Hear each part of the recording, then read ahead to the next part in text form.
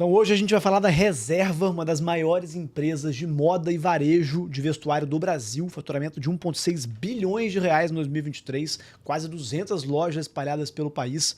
A empresa foi recentemente comprada pela Arezzo, pelo Grupo Arezzo, por 715 milhões de reais. Na minha frente aqui o Lucas Coradino, que é Head de Engenharia de Software da Reserva, e o Fernando Dias, que é Head de Tecnologia da Reserva. Do meu lado, Thiago Molino, que é Co-CEO da Global Sys, empresa que, junto com nossas lideranças de tecnologia na Reserva, ajudam uma das principais marcas de vestuário do Brasil a fazerem transformação digital, a estarem com a tecnologia atualizada e conseguirem inovar sempre para os seus clientes. Vou começar, Fernando, com a tua história. Eu sei que você não começou na Reserva, você já trabalhou em grandes empresas globais, é isso? Isso mesmo. Bem, eu venho já com talvez 24, 25 anos aí de experiência, né, no mercado. Desenvolvi minha experiência, na grande maioria, fora do Brasil, né, em Portugal e Europa. Minha base era Portugal. Me formei em Portugal, saí do Brasil em 98, porque queria estudar, queria viver outras áreas, aquela revolução dos adolescentes. Sim. Fui estudar e acabei ficando na Europa, desenvolvi minha carreira toda técnica lá. A primeira vinda para o Brasil... Você é carioca? Para os cariocas tem não. que morar em Portugal, né? Não, só porque meus pais são portugueses. Tá. Então, fui estudar fora. Minha primeira volta ao Brasil foi ali no ano de 2011, na fusão da Oi com a Portugal Telecom. Sim. Então, ali vim trabalhar na fusão da Portugal Telecom, era um projeto. Acabei gostando do Brasil. Era curioso, porque era brasileiro e nunca tinha trabalhado no Brasil. Então, vim ali, gostei, fui ficando, fui para a TV Globo. Aí na TV Globo passei pelo processo de transformação digital da TV Globo. A TV Globo passou um grande período sem fazer grandes inovações em tecnologia, e quando ela foi comemorar os 50 anos, houve uma verdadeira revolução, não é nenhuma transformação lá dentro. E foi um período muito legal assim, da minha carreira. Depois disso, passei ali um momento que voltei à Europa, ali onde fui para a Vodafone, atender ali... As maiores empresas de telefonia do mundo. Do mundo, sim. A maior telco do mundo, né? Porque quando ela não atende com o nome Vodafone, ela tem subsidiárias com outros nomes. Por exemplo, no Quênia, ela atende com o nome de Safaricom, ou ela tem parcerias dos sistemas da Vodafone, também são vendidos para outras empresas. No Dubai, em Abu Dhabi, do Telecom, se usam os sistemas da Vodafone. Então, eu fazia toda essa parte ali de consultor interno da Vodafone. Só que é aquela coisa, muitas viagens, já estava pai nessa época, começava a atrapalhar um pouco, cansei. E, de novo, fui chamado ao Brasil, depois de um tempo, né, para vir para a Localiza. Mais uma... Gigante, e era num contexto ainda completo. Quando a gente fala Localiza, todas as pessoas lembram muito do rent-a-car, né, do aluguel. Locadora, né? Da locadora. E eu vim naquele contexto para uma coisa muito especial, que era para venda digital de carros.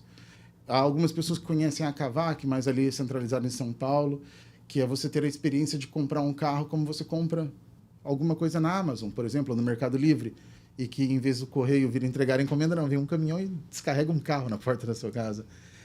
Então, foi muito interessante. Porém, aquilo foi um ciclo, foi uma tendência de mercado que não se concretizou, e depois veio o convite da Reserva para a gente entrar nessa transformação. Boa. Junto com o Lucas. E você, Lucas, começou na Reserva?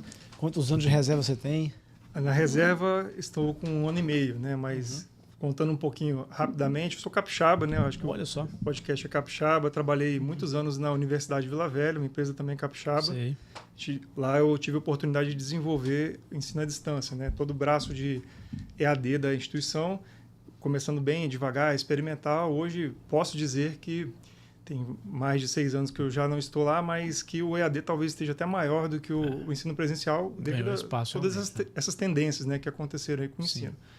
Então, lá da UVV, eu tive uma passagem pela PicPay, onde eu trabalhei com produtos de crédito. Outra capixaba também. Isso foi aqui no Espírito Santo? Muito legal essa pergunta. Foi na época que a PicPay estava indo para São Paulo. Já meio que havia esgotado a mão de obra aqui. PicPay catou muitos profissionais. Pegaram todo mundo que tinha aqui. Teve ninguém. Um povo que ficou meio bravo com a PicPay nesse período. Então, marcou presença nos escritórios lá de São Paulo. Cresceu muito, né? Recebeu 1 bilhão de investimento. No outro ano, 3 bi. Então, foi bem agressivo esse crescimento lá. Muito na aquisição de clientes, então eu me posicionei mais num produto de crédito pessoal, que é um produto meio de prateleira dos grandes bancos. Mas então a missão era levar o público da PicPay para tomar crédito de banco. E um produto bem legal que eu tenho muito orgulho lá, que era, a gente chamava carinhosamente de legalização da agiotagem, que era empréstimos entre pessoas, né? O Open Finance proporcionou essa modalidade de empréstimo, então PicPay com tecnologia conseguiu conectar as duas pontas, quem precisa do dinheiro e também quem quer investir. Então foi bem legal essa jornada, foi totalmente digital, foi realmente uma empresa que transformou muito ali a forma, minha concepção de construção de produtos digitais. De lá, eu fui para a Localiza também para trabalhar com produtos, né? Era uma parceria exclusiva com a Uber, onde o motorista entra pela Uber. Só a Localiza tinha essa parceria ali de oferecer o carro, toda a jornada digital, né? Então o cara já entrava na Uber, oferecíamos o carro e a jornada de pagamento, então todas as commodities que envolvem ali relação Uber e Localiza. Lá eu conheci o Fernando. Tá explicado. E também... Você que trouxe ele para a reserva? Na verdade... Não, vamos complementar. A nossa liderança, né, com o trabalho que nós desenvolvemos lá, já estava na reserva, junto com também um movimento de transformação digital, um crescimento acelerado, uma necessidade bem latente de amadurecer a parte de tecnologia. Tá. Então, começou ali uma organização mais forte para fortalecer os times e a gente se preparar para desafios maiores. Então, esse foi o contexto ali, onde eu estou há 1 ano e meio lá como head de engenharia. O Molina aqui do nosso lado, ele é co-CEO da Global Sys, que é a maior software house do Espírito Santo, tem atendido muitos clientes a nível nacional, né, Molina? Perfeito, sim. Cara, um prazer, primeiro agradecer aí, né, a presença do Lucas e do Fernando, também a sua, Frizeira. A gente tem um orgulho imenso, né, de ser uma empresa aí que apoia essa transformação digital nos nossos clientes, especialmente hoje aqui falando da reserva. Já tem 3 anos e meio que a gente iniciou essa jornada ali, né? Criamos o app da reserva lá atrás, num momento estratégico, numa demanda crítica que foi nos passada, aquela demanda de preciso para amanhã. Né? Mas faz parte, né, nessa transformação que às vezes a gente fala que é progresso e ordem, né? Às vezes precisa realmente acelerar o mercado, pandemia, enfim, série de fatores externos que nos obrigam às vezes a fazer o que tem que fazer e correr, né? Claro.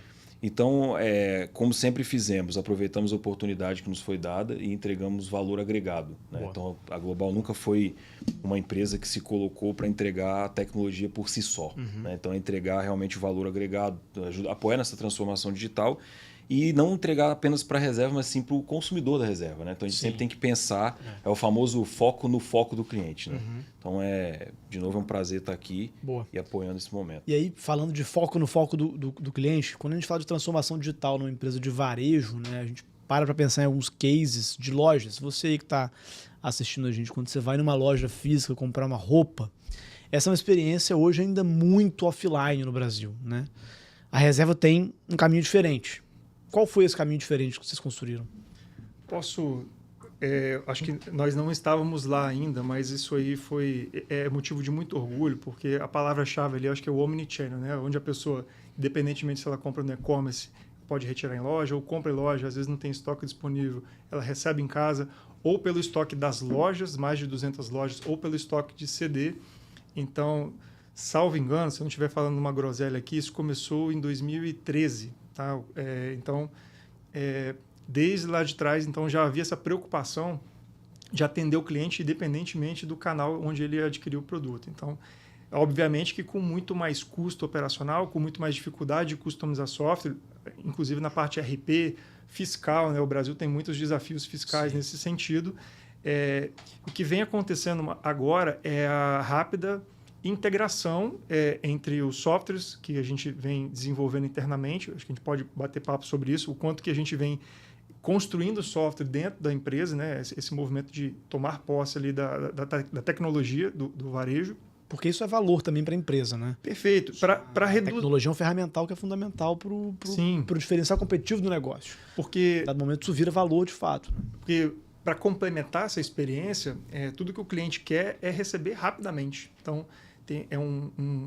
uma métrica muito comprovada, onde o quanto mais rápido essa pessoa tem percepção do produto em mãos, ela já aumenta a recorrência. Então, o trabalho de base ele foi feito. O que estamos fazendo é lapidar esse trabalho para que o cliente receba o produto mais rapidamente. A gente tem conseguido reduzir esse tempo exponencialmente, assim, a ponto de o cliente Pô, mas eu comprei hoje lá, de manhã, já chegou na minha casa. Isso já é uma realidade. Os clientes falam assim, pô, mas eu comprei 10 horas, 5 horas estava na minha casa. Então, esse tipo de efeito uau que a gente vem proporcionando. Fernando, isso que o Lucas falou é um negócio que eu acho fundamental. Assim, é quando a tecnologia entra para gerar resultado para o cliente e, por consequência, gera mais resultado financeiro para o negócio. Né? Eu vejo hoje experiência de cliente. Né?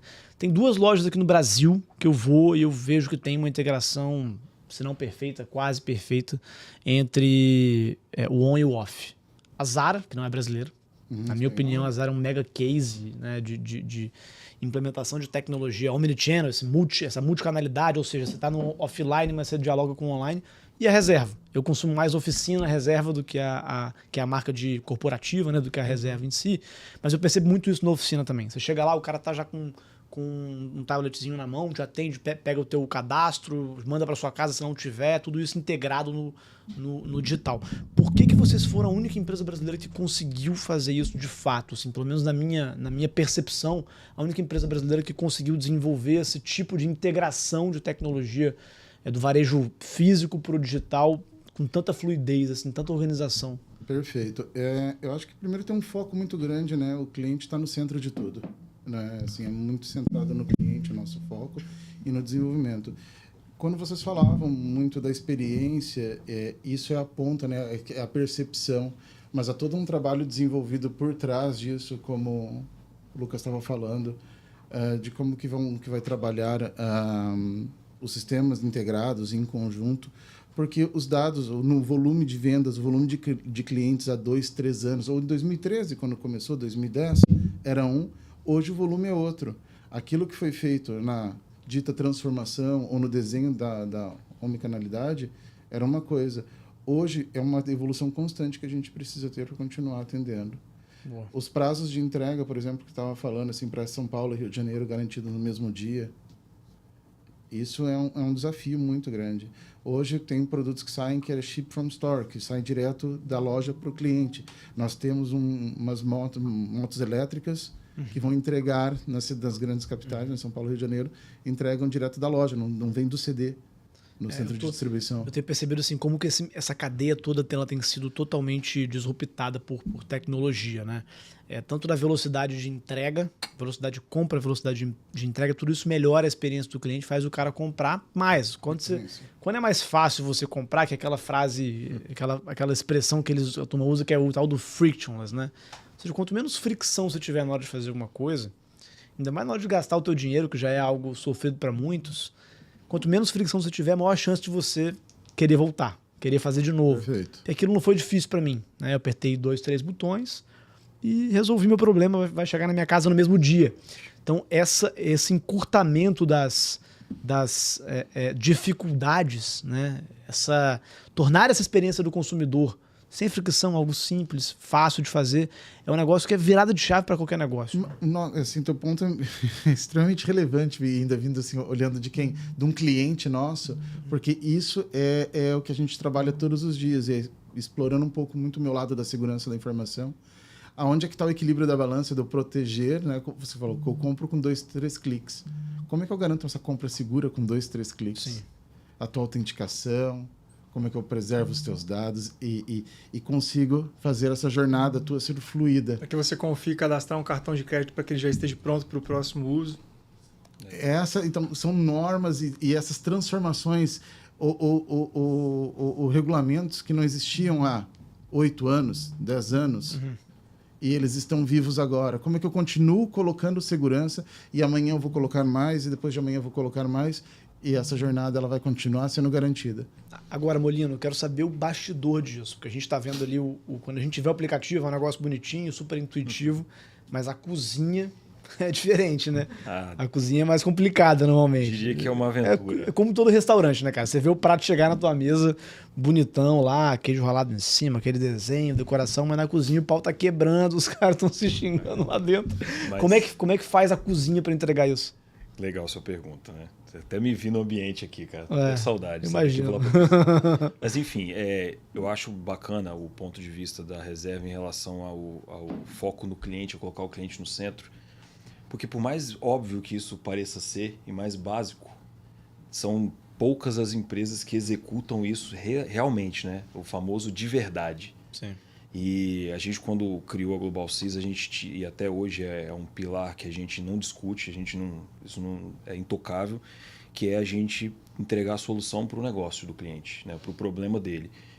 Sempre colocando ele na vitrine, ele no centro, olhando para o foco dele. Então, quando a gente leva isso para a cozinha, os cozinheiros, os ajudantes, os garçons, a galera que trabalha no restaurante, toda ela tem que estar trabalhada dentro de uma cultura para entregar aquele prato para o cliente da melhor forma possível. Com tudo que a gente tem à nossa disposição, né? Com bastante energia, vestindo a camisa da empresa, mas vestindo o casaco do cliente, né? Quando você está com frio. Então, eu acho que é um pouco sobre isso. É defender a cultura, ser o guardião da cultura para que a cozinha seja organizada. Quando tiver um caos, você tem um plano A, B e C, né? Para refazer o prato, que seja rápido. Instituto de incêndio ali. Exatamente. Então, uma analogia interessante, eu gosto de analogias, né? Você me pegou aí, eu vou até me empolgar com as analogias. Mas o fato é muito sobre isso, né? Sobre você fazer o melhor que você tem à sua disposição sempre e buscar novidade no mercado, como que eu trago uma tecnologia de ponta, o que eu vi no evento, o que eu levei para um evento e trouxe de feedback para aplicar nos nossos clientes, né? E contribuir, né? Já são figuras extremamente pautadas de experiência, né? Como o caso do Lucas e do Fernando aqui, mas a troca ela não acaba, ela é constante. O comportamento do consumidor não para de mudar o tempo inteiro, né? Total. Então a gente está falando aqui de você entrar numa loja e ser identificado e daqui a pouco você ser acolhido de uma forma diferente. O mesmo a gente pensa hoje dentro de um ambiente que é talvez um dos mais lucrativos, um dos mais relevantes na nossa sociedade, que é um supermercado, por exemplo, né? Então, quando você é no supermercado, alguém de fato conhece você ali dentro? Não, Então, é um exemplo de algo disruptivo que pode acontecer nesse mercado também. E muitas vezes isso é puxado pela concorrência, pelo próprio consumidor, que nesse caso para mim é o grande ator disso, onde quem fizer primeiro e melhor ganha aquela fatia. Vocês, só contribuindo com a fala de vocês falaram do entregar mais rápido, né? De não ter fricção. Vou dar um exemplo de uma grande empresa aí, que é a Amazon, né? Então, recentemente ocorreu o Amazon Prime Day aí. E, cara, é interessantíssimo você ver o comportamento das pessoas comprando de forma acelerada, porque confia bastante no método, confia que vai receber o que comprou rápido e que se tiver algum problema no que recebeu, vai ser atendido em menos de 30 segundos no telefone ou por qualquer canal da empresa. Boa. E vai ser ressarcido antes mesmo do produto que ela devolveu chegar no centro de distribuição da Amazon. Isso aconteceu comigo, eu sei, posso dizer como prova viva. Então, eu acho que são esses espelhos que a gente tem que usar para entregar para o próximo o que a gente gostaria de receber. Eu acho que isso é sempre um exercício de empatia que tem que ser colocado. Qual foi o teu principal desafio ali na cozinha da reserva, na cozinha de tecnologia da reserva junto com esses caras? Perfeito. Bom, no início, quando a gente chegou há 3 anos e meio atrás, né, na reserva, a reserva também estava num momento de transformação digital, né? A gente tinha uma pandemia recente, tinha um aplicativo para construir no tempo recorde. Então, naquele momento, arrumar o cozinheiro certo, treinar os cozinheiros, os garçons, adaptar os pratos que a reserva gosta de comer. A gente tinha que identificar uma série de fatores ali dentro dessa jornada, né? Foi um início de uma abertura de restaurante para aquele cliente, naquele bairro.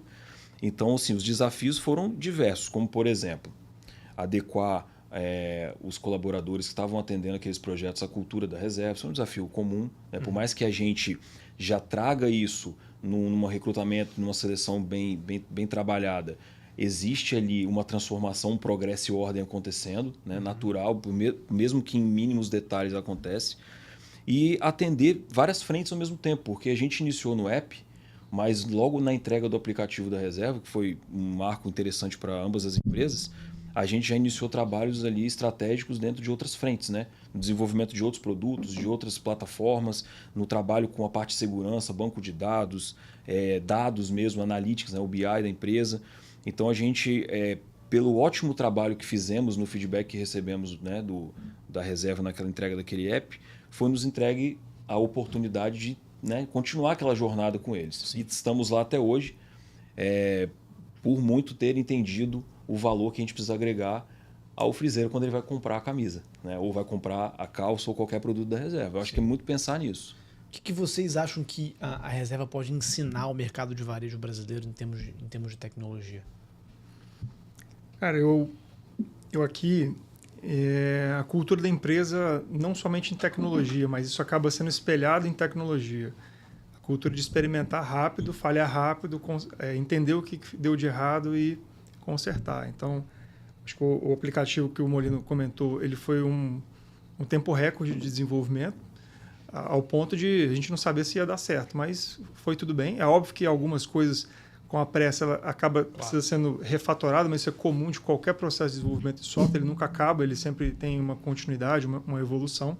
Mas acho que a cultura da empresa é experimentar rápido. Acho que o nosso CEO, né, o Rony, ele é a cara disso. Né? Fail fast, né? Exatamente. Fale rápido. Se for para falhar, falha logo. Ele fala isso o tempo todo. E aqui o meu ponto é o quanto que o que é falado é vivido, sabe? Isso aí é um ponto unânime, assim, o quanto que ele consegue permear e influenciar todos os setores, também em tecnologia. Então, para mim, é essa questão de falhar rápido, consertar rápido e ter sempre hipóteses que a gente consegue validar. Então, eu acho que a tecnologia apoia muito nessa construção, validação ou não de algumas hipóteses, né? Então, boa. Como que a Reserve inovou na indústria da moda em termos de tecnologia?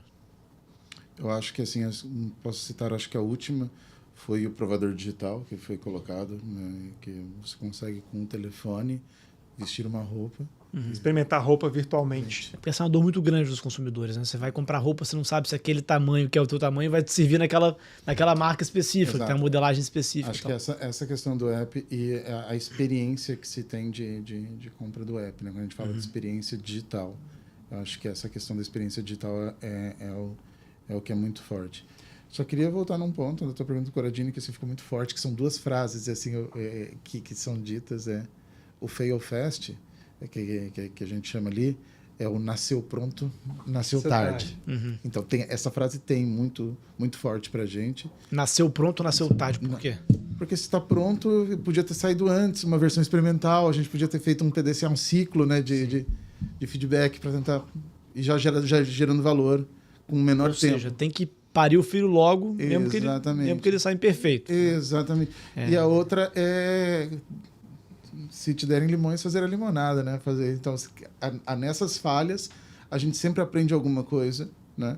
Para chegar no sucesso. Se a audiência tiver curiosidade, tem um caso onde assaltaram uma loja da Reserva, muitos anos atrás, logo no começo, e pegaram o vídeo dos assaltantes invadindo a loja, catando mesmo aquelas roupas, e isso virou uma campanha publicitária de muito sucesso, tipo, loucos pela Reserva. Né? Loucos então, onde uma loja completamente saqueada virou uma campanha de marketing gratuita, impressionante. Cara. Então, isso acabou posicionando a marca. Então, é isso, não perdeu o time. A gente tinha, na época, né, aquela oportunidade de viralizar isso e não pensar, será que a gente faz? Não, fizeram, deu certo, e isso diz muito. Assim, isso é só um dos exemplos.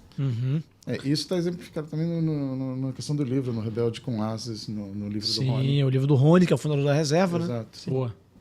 Tem uma outra, acho que respondendo uma outra vertente dessa pergunta, como tecnologia ajuda nesse processo, também temos a questão você falou do provador virtual, temos também a questão da personalização. A Reserva ficou muito famosa com aquelas frases mais despojadas, né? Sim. E isso acabou que naturalmente virou um ponto de pedidos muito grande de, eu quero fazer tal frase, mas não tem no site. Então, rapidamente, então, na época, foi lançada uma solução que, não nasceu pronta, nasceu. Nasceu perfeita. Mas, por exemplo, no aplicativo já não funcionava bem, não funcionava. Para falar, a gente recebeu muitos feedbacks ruins de, não consigo fechar compra, não consigo customizar minha camiseta no app e tal, mas estava lá, a gente entendeu já algumas coisas, o que funcionava e o que não funcionava. Então, um dos desafios foi refazer esse produto do ponto de vista até white label, né? Porque não existe só a marca Reserva, são várias outras marcas do grupo, para que com tecnologia a gente refizesse esse produto, tanto para a web quanto para o aplicativo, que ele também servisse a outras marcas. Então, esse roadmap, essa estratégia de tecnologia permeia assim, vamos refazer, mas vamos refazer melhor e com as entregas bem marcadas, né? Com rollouts para as marcas maiores, as menores. E como eu disse, não termina. Esse ciclo ele é sempre evolutivo. Boa. Eu queria agora, numa segunda parte da entrevista, acho que a gente conseguiu abordar bem aqui como que a reserva consegue implementar tecnologias inovadoras que disruptam e transformam o mercado de moda no varejo, como que uma empresa capixaba tem ajudado uma gigante nacional que é a reserva a fazer isso. Agora eu queria explorar um pouquinho mais a parte pessoal de vocês. Vocês têm muita experiência, são quantos anos? 25 anos no mercado de tecnologia? 22. 22 anos no mercado de tecnologia. Sou tão velho, sim. 15 anos no mercado de tecnologia. Obrigado. Eu queria, assim, quais foram os principais aprendizados? Se pudesse citar 3 aprendizados que você teve na tua carreira como um executivo de tecnologia. Eu acho que o primeiro é você conseguir ter empatia, né? Pelo outro lado, porque eu venho de uma linha muito técnica, né? E por vezes, quando você tem os dogmas da engenharia, você não consegue entender a parte, às vezes, do negócio, ter essa sensibilidade. Então, acho que ouvir, ser empático, acho que é fundamental, né? Quando você ascende a uma carreira executiva dentro de tecnologia, para conseguir ouvir todos os lados. Em segundo lugar... Vamos fazer um bate-bola aqui, para quando você pensa um pouquinho. Eu tive um grandíssimo aprendizado na questão do o quanto às vezes a empresa está crescendo rápido e decisões técnicas precisam ser tomadas, algumas mais difíceis, entre refazer, fazer rápido para jogar fora, o quanto isso pode te custar, principalmente quando você tem uma base de usuários muito grande. Acho que saber dizer não, no sentido, isso não vai dar certo, não vai ficar pronto, o posicionamento de tecnologia, quando o negócio vem com muita ansiedade, muita sede, preciso desse resultado em 3 meses, já vem com prazo pronto, escopo pronto, e o time não tem ali, às vezes, a oportunidade de falar assim, cara, eu consigo te entregar com esse tempo isso, mas o mínimo, as pessoas às vezes confundem o MVP com um produto inacabado. Entendi. Bate muito, até dizer não, né? contraditoriamente. O filho pode até nascer prematuro, mas não pode nascer feto. Mas isso é até contraditório com o ponto que a gente acabou de falar de nasceu pronto, nasceu tarde, mas também existe. Eu não acho contraditório, não. Porque assim, o filho pode nascer prematuro, mas não pode nascer feto. Ou seja, tem um ponto ótimo ali, onde o que é inacabado e precisa ser lançado para ser testado, ele é funcional o suficiente para ser testado, né? Porque em dado momento, cara, você não consegue tirar o bolo da forma quando está lá solado, né? Não funciona isso assim. Tem que esperar o fermento fazer o bolo virar bolo, pô. E tem 2 frases que, só interrompendo para contribuir com a frase, que às vezes o perfeito é o inimigo, o bom é o inimigo do perfeito, na verdade o perfeito é o inimigo do bom, né? Então assim, eu quero entregar algo perfeito, eu não aceito entregar nada bom, e aí eu perco o time, que é essencial nessa equação, né? E o feito é melhor que o perfeito, em vários casos, né? Não é que as pessoas têm que confundir, tratar uma entrega com zelo, né? Fazer algo com zelo. Lembra que eu falei que o restaurante, às vezes você faz o melhor que você pode fazer com o que você tem à sua disposição? Sim. Tempo é um insumo extremamente importante nessa equação. Mas o principal ponto que eu quero colocar é a confiança no time de tecnologia. Entendi. Quando o negócio quer atropelar e não entender como é feito um software e como ele funciona, eu acho que tem grandes chances de dar errado, né? Então, se você tem um bom time, você confia no seu time, escute seu time. Né? Porque muitas vezes atropelar esse processo ali pode jogar contra a sua estratégia. Às vezes você vai lançar, mas você não consegue escalar o produto, por exemplo. E você vê como as coisas, os resultados moram nos detalhes, né? Você pode tirar um macarrão da panela ao dente, mas se tirar cru, vai estar horrível, né? Então, assim, a diferença do macarrão cru para ao dente é um pouquinho, cara. Às vezes 1 minuto. 1 minuto. Mas faz toda a diferença. Porque o macarrão não pode passar 2 minutos, né? Senão você queima. Então, assim, eu acho que isso aí é uma questão de maturidade, né? Para todo mundo que é empresário ou executivo, chega uma hora que, cara, você precisa ter um nível de maturidade de respirar antes de tomar decisão. Se você for ficar ali na doideira de sucumbir àquilo que vão tentar te colocar, porque vão tentar te colocar muitas vezes, né? Para não usar outras expressões. Aqui a gente usa outra expressão. Não. Mas, cara, vão tentar em dado momento te colocar em uma situação complicada. Se você não souber dizer não e entender que você precisa de maturidade para refletir, maturar, deixar um negócio acontecer, a gente tem uma máxima aqui com os nossos sócios que cara, quando a gente está construindo alguma coisa, a gente evolui e em dado momento a gente chega e fala, Tá, beleza, vamos parar e vamos decantar. Que é o quê? A gente vai estopar aquele assunto naquele momento e vai voltar a falar daqui a uma semana sobre aquilo. Pra gente conseguir ir pensando, refletindo e tal, porque senão você liga muito ao automático, né?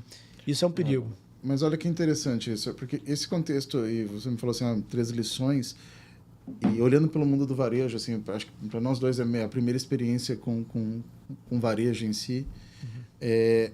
São lições que eu venho de mercado, a maioria da minha carreira foi desenvolvida em telecom, passei por um pedaço em banco e agora em varejo.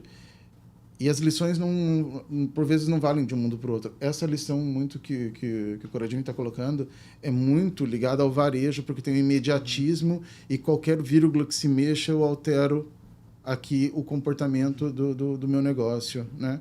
Que é essa questão de maturidade de negócio versus tecnologia. Quando a gente já fala de segurança, por exemplo, da informação, a gente pensar 10 anos atrás, quando o pessoal vinha, alguém da segurança chegando, lá vem o pessoal da burocracia, da segurança, o pessoal chato. Hoje a segurança acho que está no terceiro ciclo dela, que é, ok, isso tem que ficar sem um duplo fator de autenticação, como a gente estava falando da jornada do cliente, tem. Então eu tenho que criar, segurança, tenho que criar mecanismos para conseguir proteger o cliente nessa jornada e não chegar, tem que ter, é obrigatório ter um MFA. Boa. Vem aqui o cara da burocracia e trava. Agora, Fernandão, voltando lá aos seus aprendizados. Vamos lá. Eu estava falando que era de se adaptar, né, à realidade do negócio. Acho que ter uma adaptabilidade muito boa às diferentes faces de negócio, né? Não é o varejo funciona, acabei de citar, a questão da jornada do cliente, não ter ali as fricções na jornada. Como é que eu consigo me adaptar o meu time e gerir essas expectativas? Acho que nesse contexto... E o terceiro? É trabalhar com restrições orçamentárias. A dificuldade de trabalhar com recursos escassos. Exatamente, porque, por exemplo, as margens no varejo são muito pequenas, então os investimentos, a gente tem que aprender a trabalhar com isso e continuar dando o mesmo resultado. Você pega outros mundos, por exemplo, setor bancário. É outro jogo. Telco é outro jogo, assim, eram orçamentos gigantescos, eu conseguia ter as ferramentas todas. Aqui eu preciso pegar e entender como que com restrições orçamentárias eu consigo entregar o mesmo nível de valor. E aí essa é a questão muito apoiada em parcerias e eu tenho que fazer todas essas costuras. Esse é um desafio bem particular do varejo, né? Porque o setor bancário ele tem margem para queimar investindo em tecnologias que às vezes não vão trazer resultado imediato. Já o varejo não. A margem do varejo é apertada, se ele errar, ele vai tomar um prejuízo ali. Lucas, seus principais aprendizados. Bom, vamos lá. Já falei um que é confiar no time, né? Acho que o segundo me fez refletir profundamente, né? Porque eu acho que são muitos, mas se você consolidar em 2 ou 3, eu acho que, pelo menos mais recentemente, a importância de você não negligenciar um time bem montado. Boa. Porque às vezes você tem aquela sensação ali de, acho que com a galera que a gente tem aqui dá, né? Mas às vezes falta uma competência, você escutar o seu time, entender o que está acontecendo ali, o que eles conseguem ou não fazer, e você, como gestão, né, como gestor, ajudar a montar o melhor time com todas as competências, né? Tá muito na moda, já tem bastante tempo, desde 2012, o modelo Spotify, quando ele emplacou a palavra squad. Todo mundo repete isso sem revisitar o que é uma squad. O squad, né? É um grupo de pessoas com todas as capacidades necessárias para desenvolver aquele produto. Determinado projeto ou produto. E já passei por diversos cenários onde acreditava-se muito em achismo, sem base histórica de dados ou ser uma hipótese bem formatada. Não, cara, a gente vai fazer porque eu acho que dá. E às vezes não tinha uma boa estratégia, mas principalmente um time bem montado. E você acaba ali... O que adianta, por exemplo, você ter um excelente produto, tecnologicamente falando, e não ter uma estratégia de growth, por exemplo? Ou o contrário, uma baita estratégia de growth sem um produto... Eu já vivi os dois cenários, inclusive. Cara, vende pra caramba, o cara entra na jornada digital e não consegue sair do outro lado. Faz sentido. Então, times bem montados para os desafios adequados, para os desafios que você tem. E o terceiro ponto? Os dois acaba batendo em pessoas. Eu queria fugir um pouco desse tema também. Eu acho que a falta de qualidade ela custa caro também. No processo, a gente fazer muito rápido e fazer sem o adequado planejamento significa você fazer 2 ou 3 vezes. Isso custa muito caro. Muito mais caro do que fazer no pace correto, né? Isso até é uma... Eu li um livro uma vez de gestão, uns 10 anos atrás, que dizia muito bem assim, que o executivo brasileiro, ele prefere replanejar do que planejar. Então, a gente acaba tendo um custo da não qualidade, da não conformidade muito alto, por questões do prazo apertado. Boa. Molino, como fazer projetos com orçamento apertado, prazo apertado, que deem certo? Boa. Nós vamos sair daqui, então, ensinando para muita gente aí como que... eu quero milionário. A receita... Pergunta de $1 milhão, não é nem dólares, mas enfim. Só também contribuindo com as respostas que os colegas deram ali em relação aos 3 grandes pilares para eles, né? Eu sei que tem muitos outros aprendizados nessa jornada, mas brevemente também, você não me perguntou, mas eu vou te falar. Mas eu ia te perguntar em seguida. Tá bom? Cara, é muito filosófica essa pergunta, porque se a gente for listar, tem mais de 50 mil aprendizados que vocês tiveram na carreira de vocês, eu tenho certeza. Mas vamos para o âmbito macro, filosófico da coisa, e aí eu tendo aí para um caminho parecido com o do Lucas ali, que, primeiro, né, processos, pessoas e tecnologias, né, não nessa mesma ordem. A ordem correta, na verdade, que eu escuto muito a ordem do processo primeiro, são pessoas. Você não sai do lugar se você não tiver um time forte, bem aculturado, que acredite no mesmo propósito que a sua empresa acredita. Então, pessoas, processos e tecnologia. A tecnologia ela é um meio e não é só ela que faz, né? Se a gente pegar 10, 15, 20 anos atrás, existiam outros meios que chamavam de outras coisas, mas era tecnologia, né? Tecnologia não é só digital, não é só o que hoje a gente conhece como... ferramental também. Exatamente. Então, assim, eu acredito muito nesse tripé aí, tá? Nessa tríplice coroa para se alcançar o sucesso. Mas os 3 principais aprendizados, Molino, nessa carreira de tecnologia. Primeiro foi dar foco a isso, a essa tripé. Pessoas, processos, tecnologia. Nenhuma empresa, nenhum negócio anda se esse tripé não estiver equilibrado. E começando nessa ordem e terminando nessa ordem. O segundo ponto que eu acho importante, né? Um aprendizado que acho que já vem um pouco de berço. Acho que tudo que a gente fala aqui quando vai para o âmbito filosófico vem um pouco de berço também. Uma frase simples, né? Assim, não faça com o próximo o que você não gostaria que fizesse com você. Boa. E aí isso pode ser levado para N situações no âmbito pessoal, no âmbito business.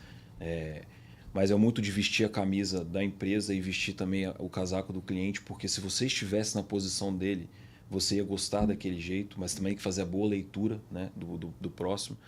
Então, assim, não entregue nada mais ou menos, entregue sempre o que você gostaria de receber. A experiência que você está entregando tem que ser a experiência que você gostaria de ter. Não seja medíocre de fazer algo mais ou menos e deixar para alguém fazer. Acho que isso é um ensinamento que eu vi na prática em todos os clientes e projetos que eu entrei, que praticar isso dá certo. Assim, não tem a menor dúvida. Né? Você que está ouvindo a gente aí, se você praticar isso no seu dia a dia, o resultado vai chegar, pode me cobrar. Boa. E o terceiro ponto? E o terceiro ponto, cara, eu acho que é muito voltado para o óbvio. Ele precisa ser dito muitas vezes, até para um time que a gente mais confia.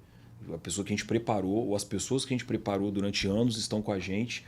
Muitas vezes a gente assume que... Uma vez eu ouvi uma frase numa obra, né, numa construção, que era o seguinte: nunca deixe a sua autoconfiança ultrapassar o limite da sua segurança. Eu nunca esqueci essa frase. Foi uma frase que um pedreiro falou e a construtora colocou um outdoor na frente da obra com o nome dele. E eu fiquei refletindo sobre aquilo, levando isso para o âmbito do óbvio, né? Cara, é óbvio, eu já faço, e eu não precisa me falar, usar o equipamento de segurança, eu vou conseguir, isso é tranquilo para mim, eu sou autoconfiante a ponto da segurança. Aí o Fernando escuta essa palavra, ele já vai com viés, né? Mas enfim, isso vai te derrubar do cavalo. Então tenham momentos com os times, com as pessoas, para você falar um pouco do óbvio também. Agora voltando para a sua pergunta. Não, acho que a minha pergunta, assim, acho que um pouco desses 3 pontos é o que resume a minha pergunta, né? Que é como entregar com orçamento baixo, com pressa. Ótimo. E com qualidade. E de fato resume. Repara que o que eu falei tem muito a ver com a missão da Global Sys, que é conectar. Né? Então, a gente não se conecta com nenhuma empresa ou com ninguém se a gente não executar um pouco desses 3 pilares. Né? Então, assim, transparência. Muitas vezes o orçamento está escasso, a gente não tem uma quantidade ou uma qualidade, entre aspas, numa ferramenta, ou não tem uma grana para investir em algo, mas é muito fazer o melhor que a gente pode com o que a gente tem e deixar isso muito transparente para o negócio. Eu vou dar um exemplo que o Corradini colocou ali, que é uma dor em praticamente, enfim, todas as empresas, e principalmente no âmbito de relação entre o setor de tecnologia e inovação de uma empresa com o setor negócio, né? Que hoje é mais próximo do que era antes. A tecnologia hoje ela é vista como um ambiente estratégico para a empresa, mas se a gente puxar aí, Fernando, que está há 25 anos nisso aí, vai lembrar que a tecnologia outrora era um setor para servir. E servir de forma, vamos dizer assim, pequena, não tinha a grandiosidade que tem hoje. Hoje as empresas... Hoje virou uma unidade de negócio. Hoje é considerado estratégica a da tecnologia, empresa. ao longo do tempo, ela saiu do foro de ser um back-office, né, de estar ali atrás do negócio, no bastidor, e ser protagonista. Para ir para o protagonismo do board de conselheiros. É um enabler de negócio, é um habilitador de negócio. É um habilitador de negócio e é um ferramental que pode te manter ou te tirar do jogo também. Né? Acho que a transformação digital hoje tem sido essencialmente sobre isso. Na verdade, você vai continuar ou não no jogo, ainda mais para empresas de porte grande, como é a reserva. Né? Quem não entendeu isso ainda, nessa altura do Já 2024, se tecnologia ainda é aquele setor onde você encomenda 3 pastéis, né, de camarão, frango e carne lá, frita lá, um site assim, um app, e não deixar a tecnologia se posicionar junto na construção da estratégia da empresa, aí realmente não há transformação digital de fato, né? Porque se a gente for discutir isso, o que é a transformação digital, né? É tecnologia não ser o fim, ser o meio, né? Fazer parte dessa estratégia. Então, ou é ponto com, é ponto fora. Né? Mas é impressionante hoje em dia, empresas de grande porte que não entenderam isso ainda, ou às vezes acham que fazem isso de uma forma bacana, mas não acompanha número, não acompanha resultado, faz um encontro de estratégia no começo, outro no final do ano e não tem cadência de acompanhamento. Então, eu acho que, por mais que seja um assunto que já deveria estar mais maduro, a gente ainda encontra aqui do lado cenários onde isso não flui bem. É a camada estratégica descendo até na parte de operacional. Se me permite, assim, acho que é legal até contextualizar no nível na timeline, na linha do tempo, né? Lá em 2013, quando se falava de transformação digital, era muito associado a processos, acho que eu já repito, estou sendo repetitivo, mas de processos que estavam em papel e vão ser transformados, né? E em 2014, o Gartner, no simpósio de Orlando, ele mencionou um processo chamado do ITization, era mesmo isso, que tudo ia ser ITizado, né? E a gente passou, já estava certa a previsão ali deles. Hoje, não se fala mais tanto da transformação digital no contexto de tirar do papel, mas sim em colocar a tecnologia como ferramenta habilitadora de negócios. Bom, acho que esse é o grande mote. Muito bom. Tá aí, tecnologia fazendo os negócios avançarem. Gente, foi muito bom o papo, fluido, bacana. Aprendi também, tava até com saudade, tô viajando pra caramba, tava com saudade de ter uma conversa com profundidade com gente que entende do assunto. Então, muito bom estar aqui com vocês. Fernando, Lucas, Thiago Molino, obrigado aí, obrigado pela visita também ao Espírito Santo. E mais sucesso para vocês nas iniciativas de tecnologia da Reserva e da Global. Valeu. Tamo junto, pessoal. Obrigado pelo convite. Valeu, pessoal.